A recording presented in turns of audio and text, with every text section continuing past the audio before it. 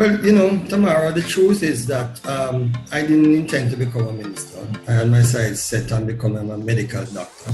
Hey everyone, the beauty of the Trailblazers is that we get to feature persons across various sectors and industries. This week on the program, we have Reverend Dr. Stephen Jennings. He's a minister, a former president of the Jamaica Baptist Union, and a musical lover. Hint, he used to hang out with Bob Marley. Stay tuned to hear a bit of his story, but more importantly, 3 steps that you can begin to take right now to fix your life, especially if you're feeling stuck. Want to lose weight, get in shape, or just focus on your health, wellness, and nutrition? Then visit DG's Nutrition and Wellness Center. Their contact details is listed in the description box of this episode. When you reach out to them, just tell them that Tamara from the Trailblazers sent you. What's your word to them? I would say to fight. Fight for your dreams, fight for your purpose. Life that inspires you, that motive that you aspire to be. Right? Meaningful and critical. It's not a waste time movement, in my humble opinion, is become very comfortable with yourself. Very important. The saying in Jamaica, one hand can't clap. You forgive yourself for allowing people to mistreat you. Disciplines that we need to embody. You just have to work at it and be committed. Everyone. And scary to have all of that fall away from you. And you have to celebrate those wins. Work with fitness clients. For guidance, rely on Christ for support. And no rush. I did it. I made my move into entrepreneurship at 40. So scared that when... What, last comments would you want to share with you? Have your core values, you do the right things, it'll fall in place for you. Reverend Dr. Stephen C.A. Jennings is an ordained and accredited minister of the Jamaica Baptist Union and is one of its past presidents. He is the pastor of the Mona Circuit of Baptist Churches in Kingston, Jamaica, and is also a part-time graduate lecturer, adjunct professor in Biblical, Historical, Caribbean, and Contemporary Theologies at the United Theological College of the West Indies. He is married to Diane and they are the proud parents of 3 children. Hi, Reverend Jennings. It is a pleasure to have you joining us on the Trailblazers. And one of the things I love about the program is that we get to feature Trailblazers across various sectors, and you are so deserving to be here. Thank you, Tamara. I hope I am, but thank you for the honor to come on your program. You certainly are. And you have been a minister for over 30 years, right? So, you still look relatively young. So, you must have started out very early. So tell me about your journey, because a lot of people see you, they know you as a minister. You were also the past president for the Jamaica Baptist Union. So tell us about your journey. How did you even end up becoming a minister and all of that? Well, Tamara, the truth is that I didn't intend to become a minister. I had my sights set on becoming a medical doctor. I actually studied sciences up to what you would now call CXC levels, up to O levels, with the intention of becoming a doctor, a medical doctor. But God had other plans. And while I was waiting for my results, I got a sense of inner prompting, that which we call a call, to that he needed me in the pastoral ministry. I fought it. When the results came, my results were good enough in the sciences. I passed them and passed them well enough. But the arts that I didn't pay much attention to, I really did just to make up subjects, I did brilliantly at. And I learned in my career taught that you must follow your aptitude. In other words, what you're really, really, really good at, you must follow. So that kind of started to do a little nudging. I still didn't want to be a minister, but I went to sixth form arts, right? And, during that process, started through, prayed through, and did very, very well at my subjects. So I had intended to work and then apply to the Baptist Union. I ended up going to university, not again intending to, but got there and found that I enjoyed the things of ministry, leading people into relationship with Christ and so on. And I was doing well in my arts. When I applied to the Baptist Union, they said, listen, finish university and then come to seminary. So I ended up spending 6 years at that level between university and seminary. So that's kind of a little bit of my journey. I should also say though that I knew it from the inside because my father was a Baptist minister, still alive, he's retired now. And my mom was very active in the church. She was a public health nurse, church worker herself. So kind of knew it. So it was not, I didn't know it. In fact, I knew it too well that I didn't think I could fit it, you know, but here I am. Here you are indeed. And that's so interesting though, that as you mentioned that your dad was already a minister, so you grew up around that. And then your mom was a public health nurse. So perhaps maybe that's why you also wanted to be a doctor in a sense. Yeah. You tend to imitate the people we see, you know. And of course, we live between the clinic and the church, literally. So we had that influence every day, you know, of our lives, the physical and mental on the one hand, and the mental and spiritual on the other hand. Yeah. Certainly. And you are originally from Clarendon, right? Right. I was born in Kingston, actually. Literally in Kingston. But my parents did in Clarendon because that's where my father ministered and my mother worked. So, yeah. So I grew up there. One of the points that struck out to me just now where you said that even at that young age, you said that there was like this calling, and then based on your results at the time, you were saying that attitude, whatever your attitude shows, whatever you're really good at, that is what you should follow. And that's so interesting because you could apply that to any area of life, because a lot of times we push certain things and we're not good at it. And the thing that we're really good at, we maybe think that, oh, that thing maybe not going to bring us as much financial reward. Right. In fact, it was a career talk by now Professor Elsa Leorini. She was still working through that education part herself. She came to talk to us when we were in third form. At that time, we were choosing subjects as to where to go.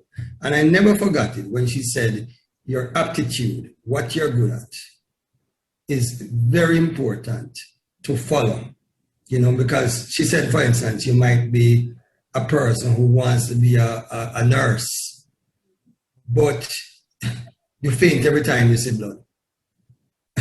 You probably need to rethink that, you know. Or you want to be a sous chef, but you couldn't boil an egg to save your life. Or you want to be an opera singer, but truly, you know, you sound more like a croaking frog. So those are the things that she said it in a humorous way, but she actually made sense to me. So when my time came, I realized that though I love the sciences, and I still do actually, while I was good at it, I was not brilliant at it. Whereas when I went and did the arts, including religious studies, A-level religious studies, I realized, hey, I was made for this. I mean, it's not something I could do with my eyes closed, you know? And so it said to me, okay, while you're good at something, you have to look at what you're really, really good at in terms of that, because it's both the aptitude and the attitude that get you to where you need to go. So you must like it, but you must be able to be good at it to really do it well. So that's how I ended up in it. But it's not just that. It's the fact that I sense below all of that God was saying to me, yes, so even before the results came, I sense that the God who made me was saying to me, hey, I want you to be in this field. I know you like this, and you do good at it. You know, Tamara, here's the funny thing. Being a pastor now has made me still be able to deal with the medical. So, you know, normally, say before COVID time, I am on hospital wards more than most people. Because I've been a hospital chaplain for all of the 30-odd years I've been a minister, for instance. And as a pastor, you visit sick and so on. And sometimes I have to help diagnose a disease and say, hey, you know, your eyes are yellow, therefore you're jaundiced. So I haven't lost that. So God is no one's debtor. Whatever you learned, whatever you brought in, even if you're not it fully, it helps to make you and helps to give you a certain kind of edge, if one can put it that way, over somebody who didn't have that. You're just unique in that way. Yeah. I mean, you speak about, you know, that calling, right? And a lot of times we hear that, but it's not everybody that understands how is it that you will hear, so to speak, even the voice of God. Because especially if, so for example, you're not a religious person, or even if you are a religious person, is it that you were dreaming one night and you heard God speak to you in the dream and say, Dr. Jennings or Jennings, you need to be a minister? How was that calling? All right, so that's a very good question. We use the word calling and we use the word speak because we are using metaphors, word pictures of hearing and speaking, but really it's communicating. So the communication can happen various ways. A dream could be a possibility, you know. It could be just an inner prompting or a sense that this is it. Some people actually hear audible voices and they're not crazy. Some people hear it through people. I heard it through somebody. I was speaking in church when I was young because I became a Christian very, very early. So I would get up and give my testimony, and sometimes the testimony become a little exhortation. So I was doing that for a long time, but I never thought that made me a minister. So one day I was in a setting with ministers and their families, which our parents went to once a year as part of the Jamaica Baptist Union. And it was the turn of the children to do devotions that morning. And I was the person designated by the minister's kids, my peers, to speak. So I spoke about making your call in an election sure. And when I was finished, people were saying, boy, that was so good, da, da, da, da, da. And one sister just came up to me, a pastor's wife, and just looked at me with that kind of blazing fire and said, the Lord wants you to become a minister for him. Now, you know, I just shut it down, went on, but I couldn't shake it. And you know the funny thing? That sister never ever remember saying that till I told her many years ago. Yeah? And many years after that. But that was the beginning of that. No. But then now it set something inside of me that could I do? And as I said, I actively resisted it. Because this wasn't my thing. You know, I'd seen ministers close, and my father was brilliant as a minister, you know, outstanding pastor, really. And I just never thought this was me. I could see myself more in the clinician kind of role, helping sick people and so on, and, you know, counseling, and even do some church work, but not as a full-time pastor, no. But when you're hearing the call of God, it is something that says, boy, there's an irresistible kind of urge. That's not a compulsion. You have a choice about it. It's not like an obsessive compulsion. It's that sense that you're being led in a direction, that you were shaped for this. This is where was your destiny. This is where somehow you were meant to be. I should tell you in our settings, though, that a call is not enough for you to become a minister. That call has to be confirmed. It has to be confirmed by your family. It has to be confirmed by your church and circuit. It has to be confirmed by the JBU's committee. And even then, when you go for training, every year it's under review. And that happens for 7 years till you are ordained. So that call was tested a whole heap from I was young. Not enough, you know. I might have a dream that, boy, I want to be a pastor preaching to the world, when it might just be a public speaker, you know, and so on. So it's not enough. But the call is important. It's necessary, but it's not sufficient, is what we say.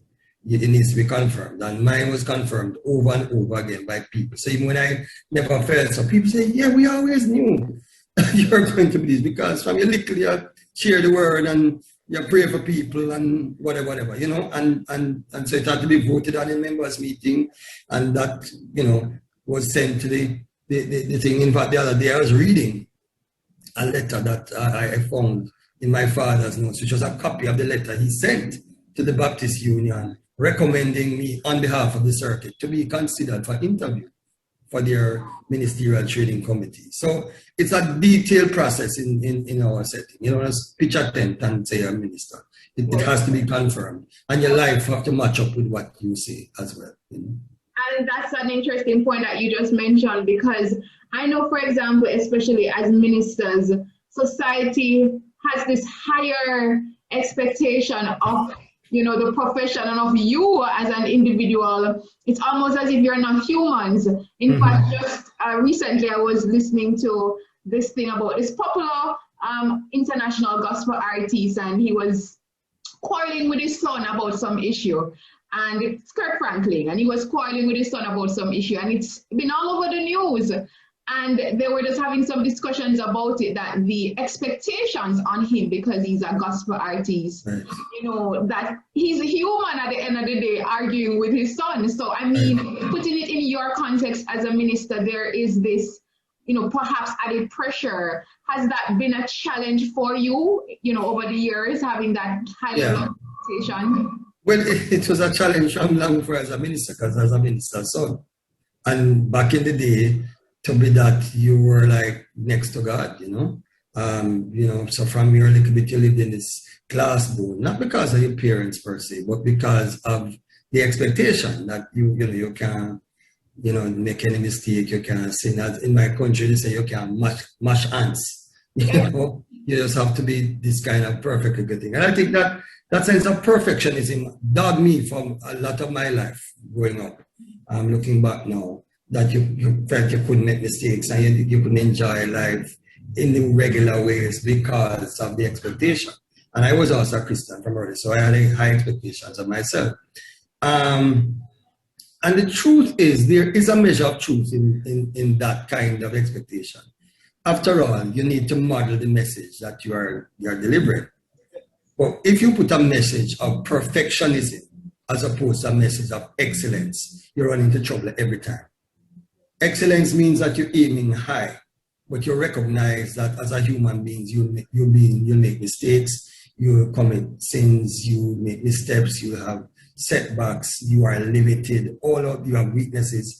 If you don't have that full kind of approach to the gospel message, both in saying it and living it, but you live in this kind of one-dimensional, two-dimensional perfectionism where you must get everything right and say everything right and everything was perfect, you're going to run into a problem, right?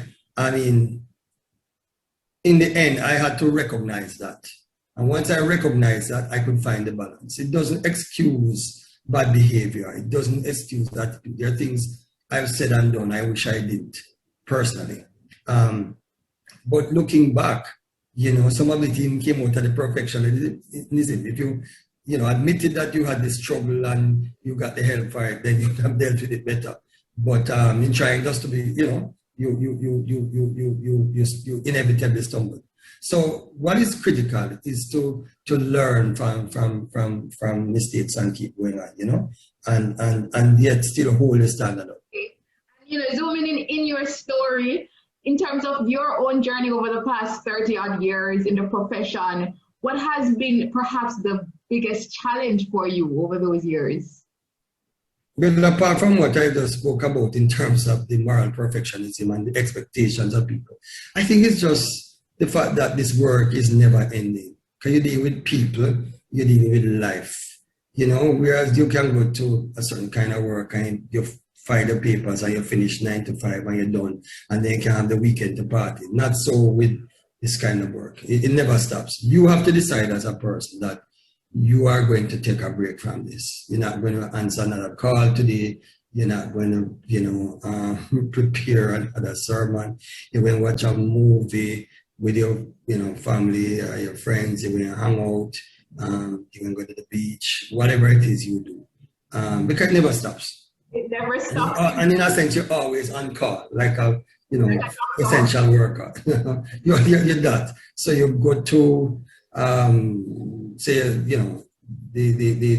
a restaurant and you're going to eat, and then somebody recognizes and say, "Rev, it's long time I want to see because and you have to kind of make a judgment call and say, all right, just let me eat here and I talk to you for 5 minutes afterwards, kind of thing, and so on. So you have to find a balance. So that thing is probably next to the high expectation has to do with taking adequate rest and find the work-life balance. It's not easy.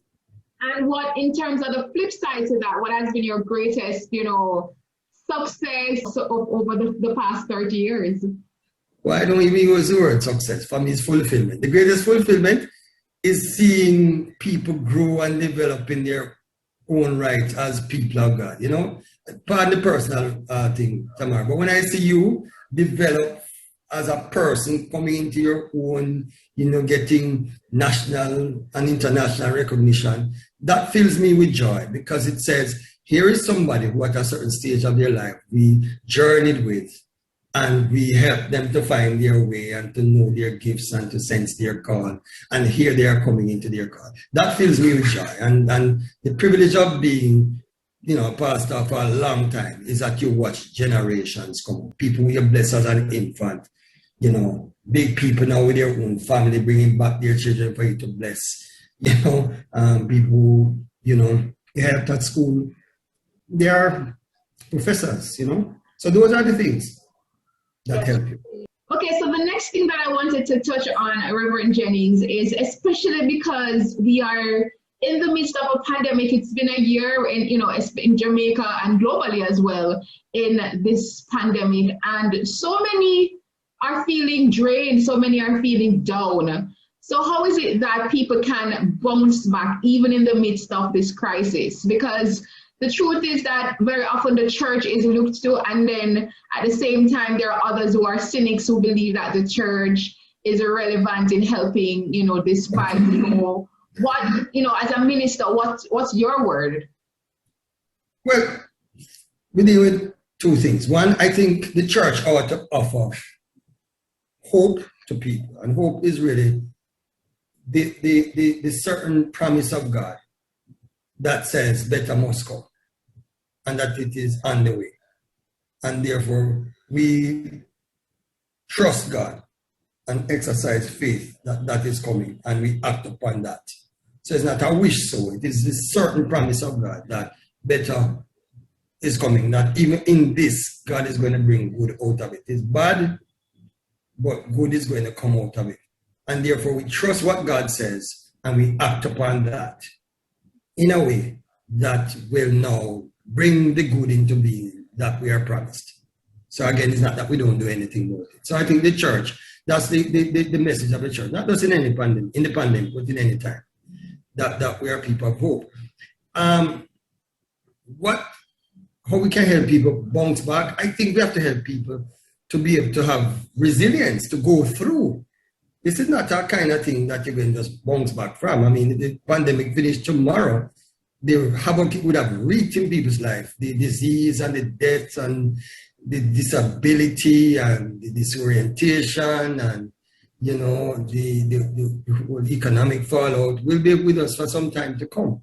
And so I think we have to help people to be resilient. And that includes cutting our losses, knowing those things that we can't gain anymore, consolidating what we have, and that's not just economically, but psychologically and spiritually and socially, and looking to see, okay, in light of all of this, what can I do to make my life better and my family and those around me? Because it's not just one of us. Even if we are fine and other people are not fine, we may have worse than a pandemic. We may have a purge, you know, where people will come at people because, you know, them life just miserable. So we have to help to make people's lives better.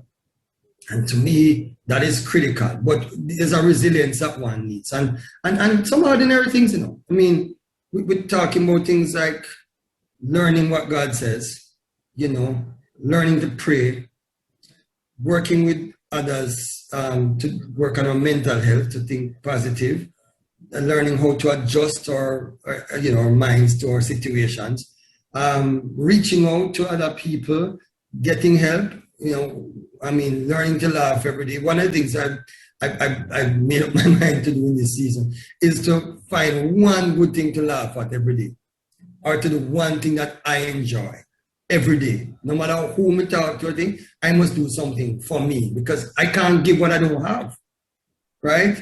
And that's important. So those are the type of things. Of course, you feel down. Some days I feel depressed. Some days I wonder if I have it, you know, and so on.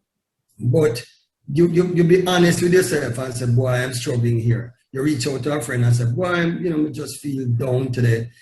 somebody else dead women know, and you and them talk and you work it out and, reason it out and pray it out and you go on again. It's so it's important. I think one of the things that this pandemic does is that it reveals accurately what we have or what we never had.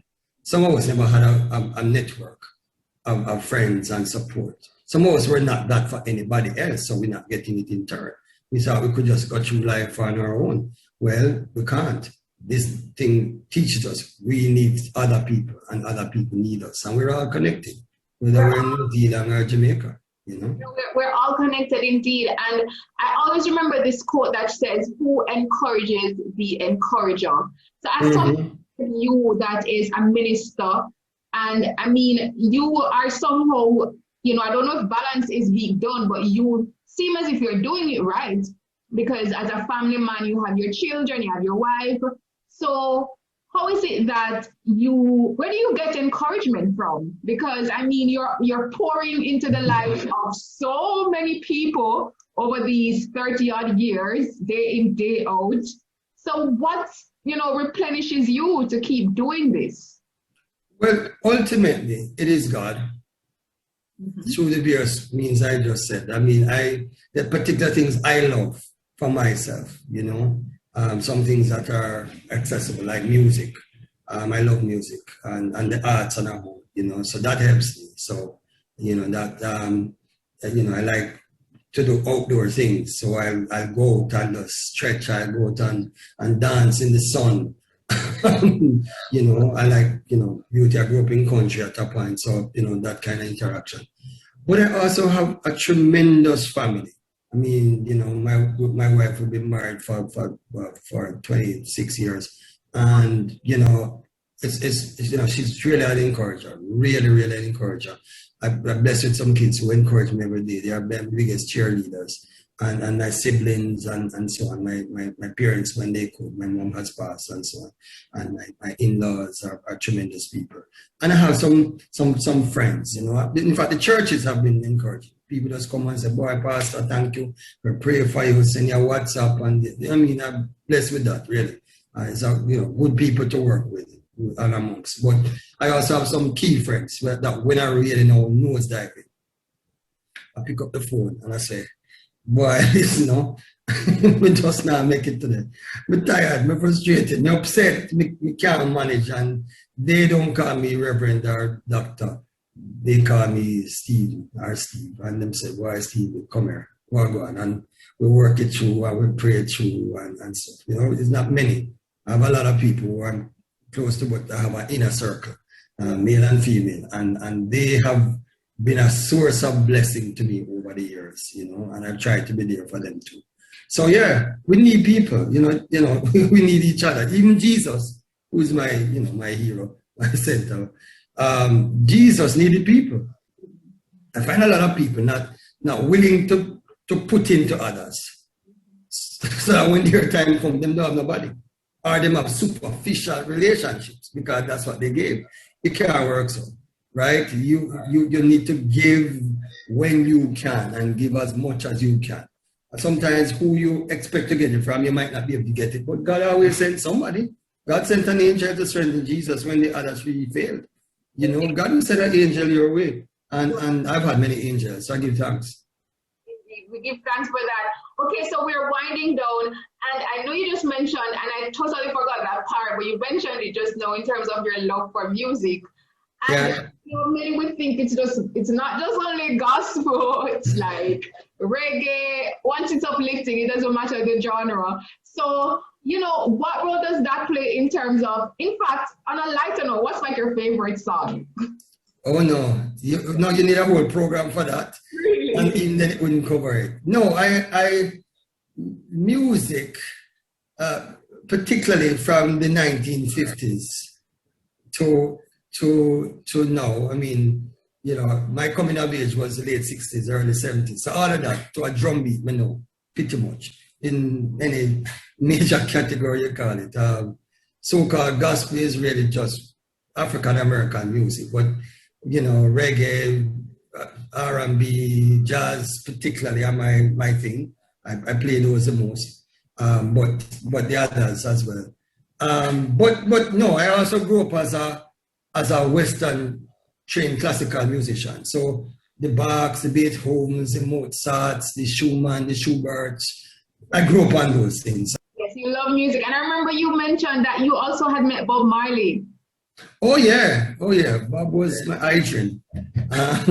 When I was a youngster, he used to come at a place near to a church that I went to at the time, and he used to kind of pick off, he and his crew, he was young, 20s, pick off anybody who was going to church and tell them, says, they were going to white man religion. And so I was already a Christian, and I, felt that my faith needed to be defended. So I was defending it. And so me and him would have these arguments at first.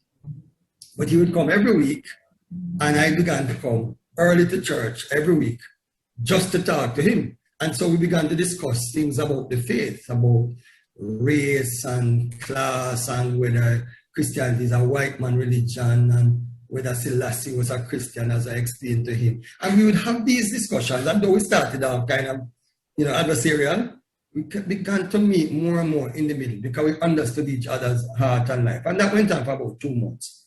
And then after a while, he didn't come again. And shortly after, he left Jamaica and then became a big superstar globally. So by the time he come back, Bob with upon the corner was now Bob Marley, international superstar, so I never got to see him again, and then he died a few years later. But I always treasure those moments, and whenever I hear some of Bob's songs, I know where it's coming from, because we used to talk about Bible texts and what it mean and all of that, so yeah, Bob was somebody who meant a lot and still does a lot to me. I've actually had the privilege of giving lectures on Bob here and overseas.